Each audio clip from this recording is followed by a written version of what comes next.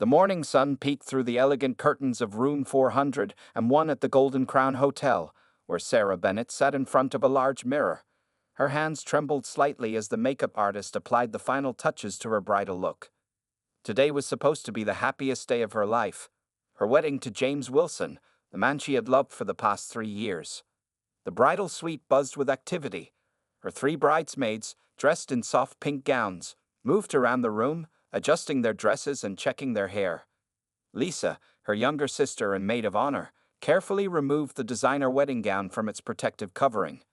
The ivory dress sparkled under the chandelier's light, its delicate bedwork catching every ray. "You look beautiful, Sarah," Lisa said, squeezing her sister's shoulder. "James won't be able to take his eyes off you." Sarah smiled nervously.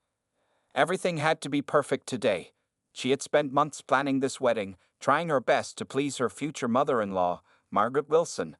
Margaret was a wealthy socialite who had initially disapproved of her son's choice, considering Sarah too common for their family. Despite Sarah's best efforts to win her over, Margaret remained cold and distant. As the makeup artist stepped back to admire her work, there was a knock at the door. Rebecca, one of the bridesmaids, opened it to find a hotel staff member carrying a large box. "Delivery for the bride," the young man announced, placing the box on a nearby table. Sarah walked over, her silk robe swishing softly against the carpet. Inside the box was a handwritten note from James. "Something old and borrowed from Mom. She wants you to wear it today. Love you, Jay." Beneath the note lay an antique jewelry box, crafted from dark mahogany with gold trim. Sarah's heart skipped a beat as she opened it. Inside was the famous Wilson family necklace, a stunning piece featuring a large diamond pendant surrounded by smaller stones. She had heard stories about this necklace, how it had been in the family for 4 generations, worn by every Wilson bride on her wedding day. "Oh my God," Lisa gasped. "It's beautiful." Sarah carefully lifted the necklace, afraid she might drop it. The diamonds caught the light, sending sparkles dancing across the walls. This gesture from Margaret meant everything. Perhaps she was finally accepting Sarah into the family. Just then, Hannah, Margaret's personal assistant, entered the room. "Mrs. Wilson asked me to help you with the necklace," she said, her tone professional but her eyes holding something Sarah couldn't quite read. Hannah took the necklace from Sarah's hands and fastened it around her neck. The cold diamonds rested against Sarah's collarbone as she admired herself in the mirror. For a moment, everything felt perfect. The next hour passed in a blur of activity. Sarah was helped into her wedding dress, her veil was secured, and final touch-ups were made to her hair and makeup. The photographer arrived, capturing candid shots of the preparations. The atmosphere was light and happy, filled with excited chatter and laughter. Sarah stood by the window, looking down at the hotel's garden where the ceremony would take place. White chairs were arranged in neat rows, and flower-covered arch stood at the end of the aisle, and guests were beginning to arrive. Her heart swelled with joy and anticipation. 15 minutes until we head down," Lisa announced, checking her phone. Hannah had left the room earlier to attend to some last-minute details, and the makeup artist and photographer had moved on to capture the groom's preparations. The bridesmaids gathered their bouquets, making sure everything was in place. Sarah touched the necklace gently, still amazed that Margaret had trusted her with such a precious family heirloom. Perhaps this wedding would mark not just her union with James, but also a new beginning with her mother-in-law. But fate had other plans. Just as Sarah was about to leave the bridal suite, Margaret Wilson burst through the door, her face contorted with rage. Her usually perfectly styled hair was disheveled, and her hands were shaking as she pointed an accusing finger at Sarah. "Where is it?" Margaret screamed. "How dare you? How dare you steal from me?" The room fell silent. Sarah's heart stopped. The happiness of moments ago shattered like fine crystal hitting concrete. She had no idea what Margaret was talking about, but one look at her future mother-in-law's face told her that her perfect wedding day was about to turn into a nightmare. Little did anyone know, the real story was about to unfold, and the truth would leave everyone shocked. The bridal suite erupted into chaos as Margaret Wilson stormed toward Sarah, her designer heels clicking against the marble floor. "The necklace. The Wilson family necklace is missing from my room," she shouted, her voice trembling with fury. Sarah's hand instinctively went to her throat, but the diamonds that had been there just minutes ago were gone. Her eyes widened in shock and confusion. But I was wearing it just now, she stammered, looking around desperately at her bridesmaids. Lisa stepped between her sister and Margaret. Mrs. Wilson, there must be some mistake. Hannah helped Sarah put on the necklace less than an hour ago. Hannah? Margaret's face twisted in confusion. I never sent Hannah to help with the necklace. I've been trying to reach her for the past 30 minutes, but she's not answering her phone. The color drained from Sarah's face as the implications of this statement sank in. The bridesmaids began searching the room, moving flowers, checking under furniture, and rifling through garment bags. The photographer's earlier photos were quickly reviewed, showing Sarah clearly wearing the necklace during the preparation shots. A knock on the door made everyone freeze. James Wilson, handsome in his black tuxedo, entered the room. His smile faded as he took in the scene before him, his mother's angry face, his bride's tears, and the general state of disarray.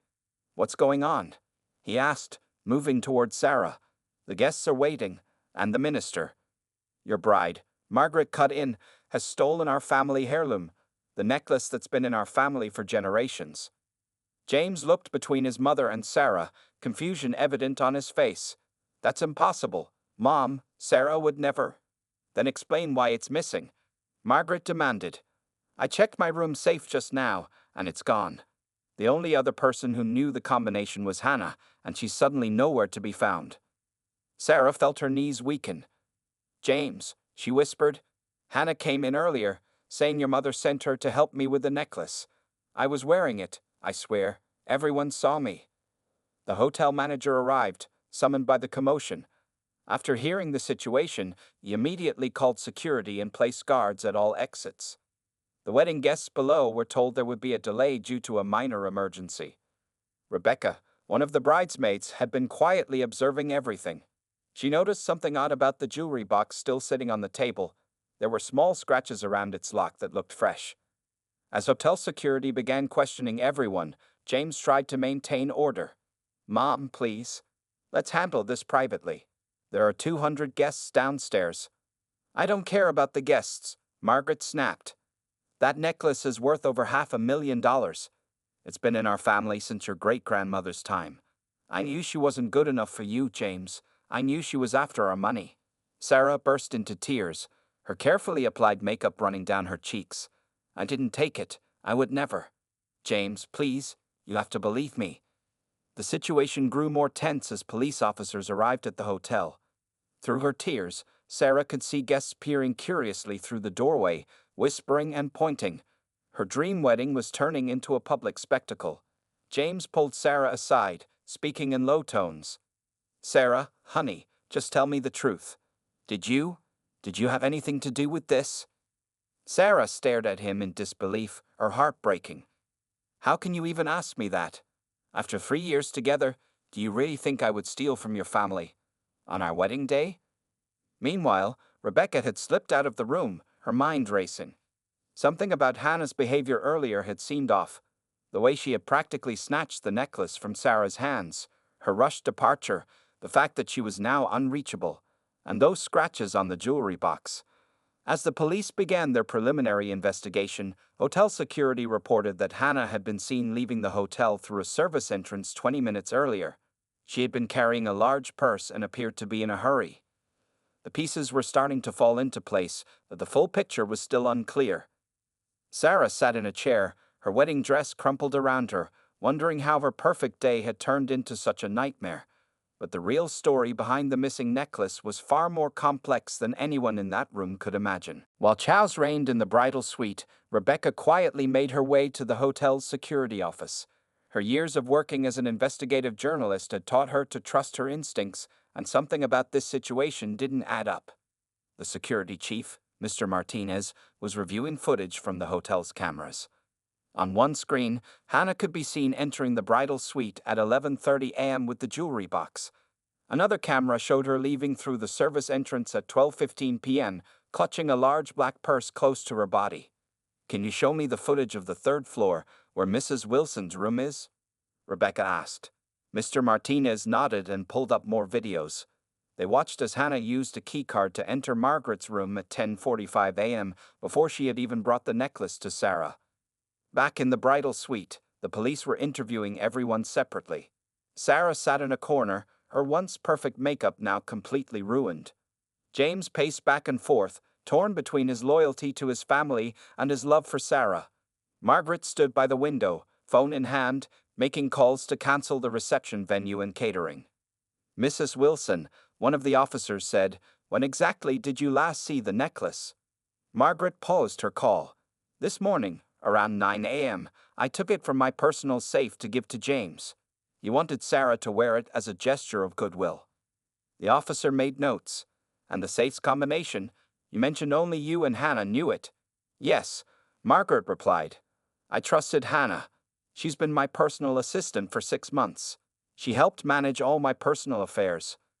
Lisa, who had been comforting her sister, suddenly spoke up. "Wait a minute. Last week, at the rehearsal dinner, I overheard Hannah talking on the phone. She seemed upset about money, something about paying back a loan." The revelation caused a stir in the room. James stopped pacing and turned to his mother. "Mom, what do we actually know about Hannah? Did you do a background check before hiring her?" Margaret's confident demeanor faltered slightly. "Well, she came highly recommended by the Wilson Family Foundation. She had excellent references." At that moment, Rebecca burst back into the room, holding her phone. "Everyone needs to see this," she announced, pulling up a social media profile. "I knew Hannah looked familiar. 6 months ago, she was in the news for allegedly stealing jewelry from another wealthy family in Boston. The charges were dropped due to lack of evidence, but she disappeared right after." The police officers gathered around Rebecca's phone, examining the article and photos. Sarah lifted her head, a spark of hope in her eyes. "There's more," Rebecca continued. "The security footage shows Hannah entering Mrs. Wilson's room before she brought the necklace to Sarah. She had access to the safe and plenty of time to make a switch." James ran his hands through his hair, realization dawning on his face. The foundation recommendation, it must have been forged. Hannah planned this from the beginning. Margaret sank into a chair, her face pale. The weight of her hasty accusations began to sink in. She had been so quick to blame Sarah, so ready to believe the worst about her son's choice of bride. The police immediately put out an alert for Hannah. Hotel security provided them with clear images from the surveillance footage, and her description was broadcast to all local law enforcement. Sarah stood up slowly, her wedding dress rustling. "I need some air," she said quietly, moving toward the balcony. James followed her, reaching for her hand. "Sarah, I'm so sorry. I should have defended you right away. I should have known you would never." She pulled her hand away. "You doubted me, James. On our wedding day, you actually thought I could do something like this." The room fell silent. 200 guests were still waiting downstairs, unaware of the drama unfolding above them. The afternoon sun cast long shadows across the floor, marking the passing of what should have been Sarah and James' wedding ceremony. But even as this crisis seemed to be reaching its conclusion, Rebecca noticed something else in the security footage that would throw everything into question again. The truth about the missing necklace and Hannah's real motives was far more complicated than anyone suspected. Rebecca sat alone in the hotel's security office, replaying the footage from earlier that morning. Something caught her eye, a detail everyone had missed. At 10:30 a.m., before entering Margaret's room, Hannah had met with someone in the hotel lobby. The mysterious figure wore a dark suit and kept his face hidden from the cameras. Meanwhile, in the bridal suite, the tension remained thick. The police had expanded their search, but Hannah seemed to have vanished. Sarah had changed out of her wedding dress, her dreams of a perfect wedding shattered. James kept trying to apologize, but his earlier doubt had created a wall between them. "I found something," Rebecca announced, bursting into the room. She connected her phone to the TV screen on the wall. "Watch this carefully." The footage showed Hannah's meeting in the lobby. As she turned slightly, a familiar face became visible. Robert Wilson, James's uncle, and the head of the Wilson Family Foundation. Margaret gasped. "Robert? But he's in Europe on business. He sent his regrets weeks ago." "That's what he wanted everyone to believe," Rebecca explained. "I did some digging. The foundation has been losing money for months. Robert's been secretly selling off assets to cover the losses." James stepped closer to the screen. "Are you saying my uncle is involved in this?" Just then, Sarah's phone buzzed with a text from an unknown number. Her hands shaking, she read it aloud. "The necklace is safe. Check your email for the truth about the Wilson family." The police officers quickly traced the number. It was a burner phone, but the email had already arrived. Sarah opened it on her laptop as everyone gathered around. Inside were documents, bank statements, and photographs that told a shocking story. The famous Wilson family necklace wasn't just a family heirloom, it was the collateral for a massive loan Robert had taken out 5 years ago. The foundation was on the verge of collapse, and he had been desperately trying to save it without the family discovering his mismanagement. Hannah wasn't working alone, Rebecca concluded. She was hired by Robert to get the necklace before the loan deadline expired today. He needed it back before the lenders discovered he'd lost their money. Margaret sank into a chair, her world crumbling. Robert was like a brother to me. How could he do this? More revelations followed as they read through the documents. Hannah had been blackmailed into helping Robert. He had evidence of her previous theft in Boston and had threatened to expose her if she didn't cooperate. The elaborate plan to frame Sarah had been Robert's idea, hoping to create enough chaos to cover his tracks. Sarah stood up suddenly. "The necklace I wore, was it even real?" "No," came a voice from the doorway. Everyone turned to see Hannah standing there, looking tired and nervous. 2 police officers flanked her. It was a replica. The real necklace was sold months ago to cover the foundation's debts. Robert made me switch them to buy him more time. The police moved quickly, taking Hannah into custody while putting out an arrest warrant for Robert Wilson. She had turned herself in, bringing with her a USB drive containing recordings of all her conversations with Robert, her insurance policy. James walked to the balcony, staring out at the wedding decorations below. The white chairs sat empty, the flowers wilting in the afternoon sun. His family's reputation, built over generations, had been destroyed in a single day. Sarah followed him, keeping her distance. "I understand if you want to postpone the wedding," she said softly. "Your family needs you right now." He turned to face her, tears in his eyes. "My family's been living a lie, Sarah. The only real thing in my life right now is you, and I almost lost you because I doubted you. Can you ever forgive me?" Before she could answer, Rebecca interrupted them. "There's something else in these files," she said urgently. "Something about Margaret's late husband, James's father. The truth about his death 10 years ago. It wasn't an accident." The room fell silent as Rebecca opened another document, revealing a secret that would change everything they thought they knew about the Wilson family legacy. The documents on Rebecca's laptop revealed a dark truth about Thomas Wilson's death. The car accident that had supposedly killed James's father 10 years ago was no accident at all.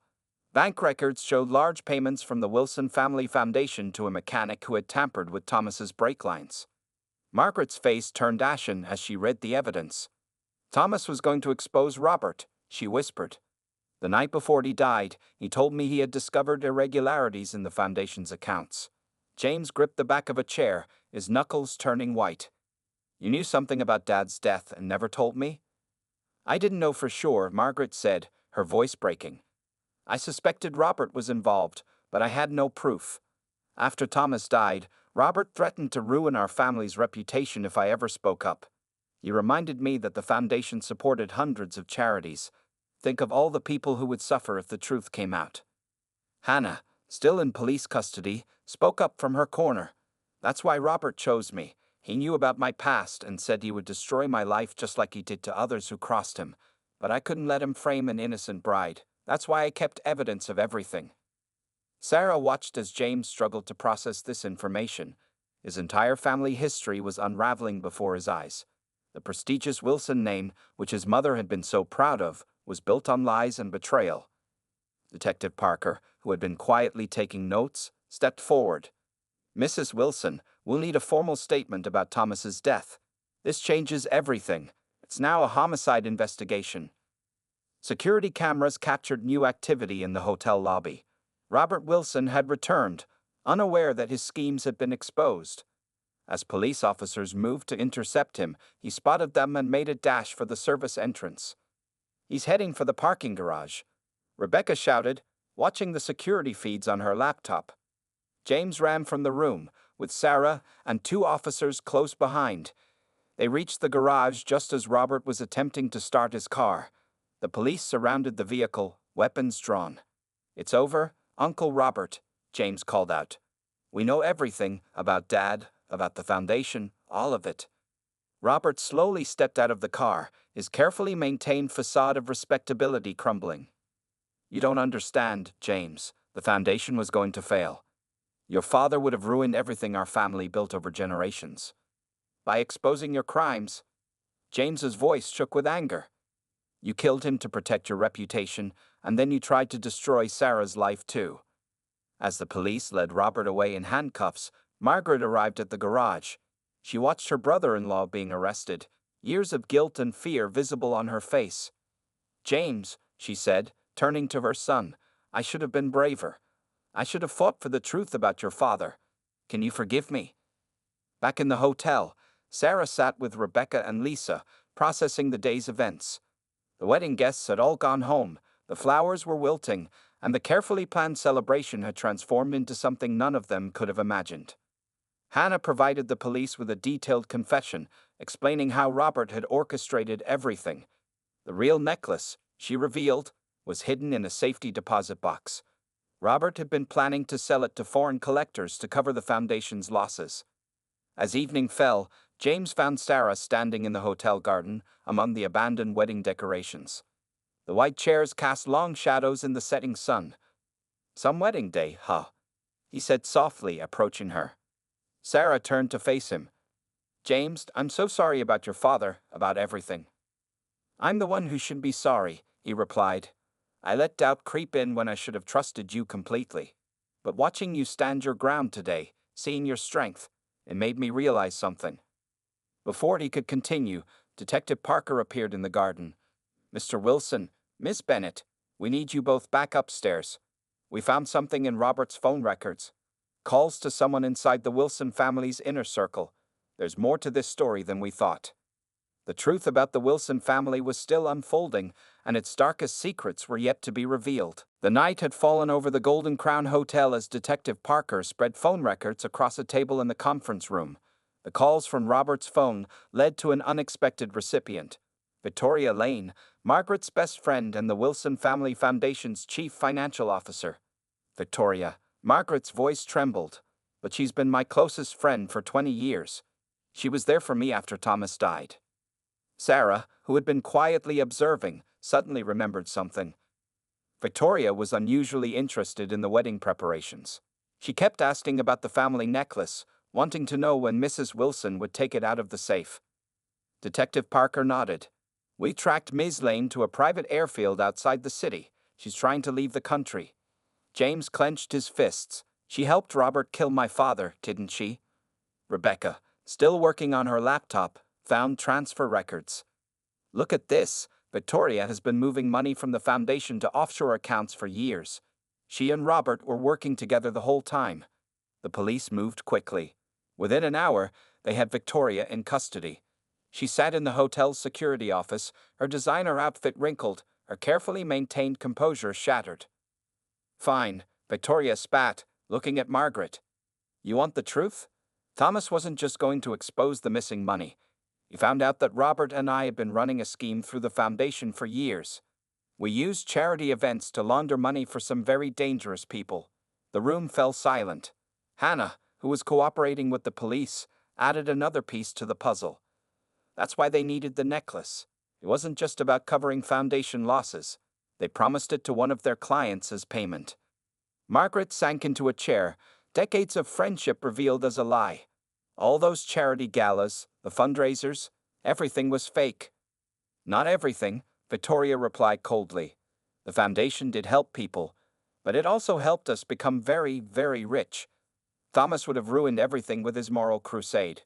Robert simply did what was necessary." James stood by the window, his mother's sobs echoing in the room. Sarah approached him, placing a gentle hand on his shoulder. "James, I'm here for you. Whatever happens, we'll face it together." Detective Parker received a call. The police had searched Victoria's house and found a safe full of documents. Detailed records of every illegal transaction, every betrayal, every lie. She had kept evidence as insurance against Robert, never expecting their entire scheme to unravel. "We also found this," the detective said, placing a sealed envelope on the table. It's a letter from Thomas Wilson, dated the day before his death. With shaking hands, Margaret opened the letter. Inside, Thomas had written about his discoveries and his fears. He had known his life was in danger, but had been determined to expose the truth. "My dearest Margaret and James," she read aloud, tears falling. "If you're reading this, then Robert and Victoria have done what I feared they would. But remember, our family's true legacy isn't in the foundation or the wealth. It's in the love we share and the truth we stand for." Sarah watched as James wiped tears from his eyes. Their wedding day had turned into something no one could have predicted, revealing decades of deception and murder. Hannah spoke up from her corner. "There's one more thing you should know. The necklace, the real one. I know where it is. I never gave it to their buyers. I couldn't go through with that part of the plan." "Where is it?" Detective Parker asked. "Hidden in the hotel's old clock tower. I put it there this morning, before everything fell apart. I thought maybe I could make things right somehow." As the police moved to recover the necklace, James turned to Sarah. "I know this isn't the wedding day you dreamed of. Our family's name is ruined, all our secrets exposed." Sarah took his hand. "No, James. Your family's real legacy is being revealed right now, through your courage to face the truth, your mother's strength to confront the past, and our love that survived all these lies." But even as they stood together, another revelation was about to emerge. The clock tower held more than just the missing necklace, and its discovery would shake the Wilson family to its very foundation. In the dimly lit clock tower, Detective Parker and his team found not only the Wilson family necklace, but also a dusty leather briefcase. Inside were Thomas Wilson's personal journals, preserved for a decade in the tower's dry air. Hannah stared at the briefcase in shock. "I had no idea that was there," she whispered. "I just chose the tower because it was the one place nobody ever checks." The journals revealed Thomas Wilson's final investigation. He had discovered that the Foundation's corruption went beyond Robert and Victoria. It reached into the highest levels of the city's elite. Names of judges, politicians, and business leaders filled the pages, along with details of their involvement in the money laundering scheme. James sat reading his father's words, his face growing pale. Dad knew he was going to die. He hid these journals here in the hotel where he first met Mom, hoping someone would eventually find them. Margaret touched the necklace, now safely recovered. "Thomas always said this hotel was special to our family. Now I understand why he insisted on having your wedding here, James. He must have left clues all these years, hoping we'd find the truth." Detective Parker's phone rang. The news was startling. Robert had escaped custody during transport. Somehow, he had help from the inside. "They'll come here," Sarah said suddenly. "He needs these journals destroyed before they become public. They're evidence of everything he's done." Security was immediately increased around the hotel. Victoria, still in custody, smiled coldly when she heard about Robert's escape. "You don't know Robert like I do. He won't stop until he gets what he wants." As if on cue, the hotel's power went out. Emergency lights cast an eerie glow through the corridors. Rebecca, who had been monitoring security cameras, lost all feeds. "He's here," James said grimly. "This is exactly how he works. Chaos and fear." Sarah grabbed James's arm. "The journals. We need to get them somewhere safe." But as they turned to secure the evidence, they found Hannah standing by the window, tears streaming down her face. "I'm so sorry," she said. "Robert has my sister. He found her, threatened to hurt her if I didn't help him one last time." Before anyone could react, the door burst open. Robert Wilson stood there, no longer the polished businessman but a desperate man with nothing to lose. 2 armed men flanked him. "The journals and the necklace," he demanded. "Now." James stepped forward, shielding Sarah and his mother. "It's over, Uncle Robert. The police already have copies of everything." Robert laughed, a hollow sound. "You think this is just about the evidence? That necklace is my ticket out of the country. And those journals, they're my insurance policy with some very powerful people." Margaret suddenly spoke up, her voice stronger than it had been all day. "Thomas knew what kind of man you were. He knew you'd kill him, but he made sure the truth would come out eventually." "My dear sister-in-law," Robert sneered, "always so loyal to Thomas. But did you ever wonder why he spent so much time investigating the Foundation instead of being with his family? Did you ever ask yourself what else he might have discovered? A look of understanding crossed Margaret's face. She reached for a particular page in the journals, one she had noticed earlier but hadn't fully read. What she found there made her gasp. Sarah watched the scene unfold, her mind racing. She noticed Hannah slowly moving toward the old clock mechanism where the tower's manual controls were located. Their eyes met briefly, and Sarah understood what was about to happen. Just as Robert moved to grab the journals, Hannah pulled the clock's lever. The massive bell above them began to toll, its deafening sound disorienting everyone in the tower. In the confusion, Sarah grabbed the journals, and James tackled one of Robert's men. But Robert had one final card to play, a revelation about Thomas Wilson's death that would change everything Margaret thought she knew about her late husband. As police sirens wailed in the distance and the bell continued its thunderous toll, the true story of the Wilson family's legacy was about to be exposed. The evening's darkness pressed against the tower windows, but the darkest secrets were yet to come to light. In the chaos of the tolling bell, Margaret clutched the journal page that had shocked her. Through her tears, she read Thomas's final revelation. Robert wasn't just her brother-in-law, he was James's biological father. "That's right, Margaret," Robert shouted over the bell's sound. "Thomas discovered the truth about our affair. That's why he was really investigating. Not just the Foundation's corruption, but his own wife's betrayal." James froze, his world shattering for the second time that day. Sarah held on to him as he struggled to process this devastating news. The police burst into the tower, their flashlights cutting through the darkness. Robert's hired men surrendered, but Robert himself backed toward the tower's window. "I loved you, Margaret," he said, his voice breaking. "Everything I did, the Foundation, the money, even Thomas's death, was to protect our secret, to protect James." Margaret stood tall, facing the man who had destroyed her family. "No, Robert. You did it all for yourself. Thomas knew about the affair, yes, but he forgave me, and he loved James as his own. That's what a real father does." Detective Parker moved forward with handcuffs, but Robert had other plans. He pulled out a small remote detonator. "The tower is rigged. One push, and all the evidence burns with us." Hannah suddenly stepped forward. "My sister, where is she?" "Safe." Robert smiled grimly. "She'll remain that way if you help me one last time." But Hannah had finally found her courage. "Your men already confessed. My sister was never in danger. It was another lie, just like everything else about you." Sarah, still holding the journals, noticed something in Thomas's handwriting. A message about a hidden safety deposit box at the hotel's bank. She caught James's eye and subtly nodded toward the bell's mechanism. James understood. While Robert was distracted by Hannah, James slowly moved toward the controls. The bell had stopped tolling, but one more ring might give them the chance they needed. "It's time to end this," Margaret said to Robert. "For Thomas, for James, for all the lives you've destroyed." Robert's finger tightened on the detonator. "You're right about one thing, dear Margaret. It is time to end this." But before he could press the button, James pulled the lever. The massive bell rang out once more, its vibration shaking the tower. In that moment of distraction, Detective Parker tackled Robert. The detonator fell, skittering across the floor toward the window.